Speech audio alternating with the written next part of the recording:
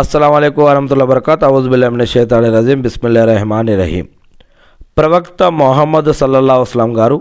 అల్లా యొక్క ప్రవక్తల్లో చివరి ప్రవక్త. మరి ఈ ప్రవక్త మొహమ్మద్ సల్లల్లాహు అలైహి వసల్లం గారితో ఆయన జీవించి ఉన్నప్పుడు ఆయనతో ఉన్నటువంటి శిష్యులను సహబాలు అని అంటారు. మరి ఈ యొక్క సహబాలలో కొంతమంది ఆయన తోటి ఉన్నవారు, ఆయనను కలిసిన వారు, ఆయన దగ్గర విద్య నేర్చుకున్నవారు, విషయాలు అడిగినవారు, వారు చెప్పిన విషయాలని, వారు చూసిన విషయాలని, వారు రాసిన విషయాలని ప్రవక్త మొహమ్మద్ సల్లల్లాహు అలైహి వసల్లం గారి యొక్క జీవితంలో జరిగిన, చెప్పిన, చూసిన, ఆపిన, చేయమన్న విషయాలని హదీసులు అని అంటాం. ఖురాన్ అనే గ్రంథం అల్లాహ్ సుబ్హానహు వ తఆలా అవతరింపజేస్తే ఆ ఖురాన్ అనే గ్రంథాన్ని ఎలా ఆచరించారు, ఎలా అర్థం చేపించారు, ఎలా పాటించారు, దానిని అర్థమయ్యేటట్టుగా ఎలా వివరించారు, మరి ఎలా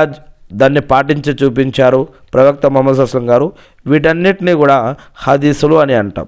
ఇలా ప్రవక్త మొహమ్మద్ సల్లల్లాహు అలైహి వసల్లం గారితో ఉన్నటువంటి శిష్యులు మరి కొన్ని హదీసులను చెప్పారు. దాంట్లో ముఖ్యంగా అబూ హురైరా రజల్లాహు గారు 5374 హదీసులు, ఆయిషా సిద్దికా రజల్లాహు గారు 2210 హదీసులు, అబ్దుల్లా ఇబ్నే అబ్బాస్ రజల్లాహు గారు 1660 హదీసులు, అబ్దుల్లా ఇబ్నే ఉమర్ రజల్లాహు గారు 1630 హదీసులు, జాబిర్ ఇబ్నే అబ్దుల్లా రజల్లాహు గారు 1540 విషయాలు, అనస్ ఇబ్నే మాలిక్ రజల్లాహు గారు 1286 విషయాలు,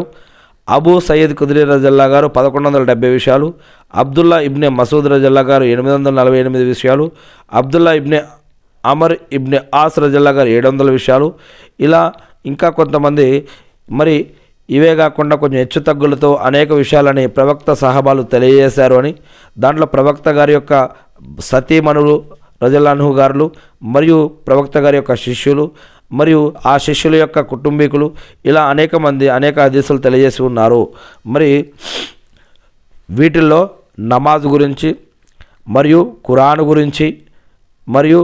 జీవన పద్ధతుల గురించి, ఆరాధన పద్ధతుల గురించి, ఉదాహరణకి వజు, తినటం, లేవటం, వస్త్రధారణ, పెండ్లి, వ్యాపారము, బిజినెస్సు, ప్రయాణము, కుటుంబ విషయాలు మరియు బయట విషయాలు, అదేవిధంగా చట్టం, న్యాయం, ధర్మం మరియు ఆస్తి పంపకాలు మరియు అనేక హక్కులు, ఇలాంటి అనేక విషయాలు మరి ఇలా ఖురాన్లో చెప్పబడ్డ వాటికి ఇలా హదీసులలో మనకి వివరణ అనేది దొరుకుతుందన్నమాట. అందుకే ఖురాన్తో పాటు ఈ యొక్క హదీసుల విద్య కూడా సంపాదించాలి, దీన్ని కూడా నేర్చుకోవాలని ఇస్లాం మన